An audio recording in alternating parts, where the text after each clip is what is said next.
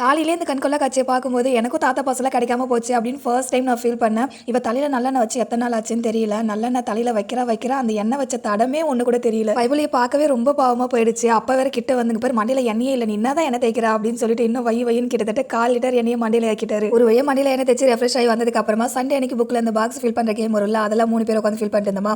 லாஸ்ட்டா வந்து ஒண்ணுக்கு மட்டும் அவளுக்கு வந்து ஆன்சர் தெரியவே இல்லை. ஆனா இதுதான் வரும் நான் மட்டும் கெஸ் பண்ணிட்டேன். இதுக்கு நான் ஆன்சர் பண்ணிட்டேன் அப்படின்னா 2 பேருமே சேர்ந்து எனக்கு ஏதாவது கிஃப்ட் வாங்கி தரணும் அப்படின்னு சொன்னா, ஆனா 2 பேருமே கூட சேர்ந்து என்னை ஏமாத்திருச்சுங்க.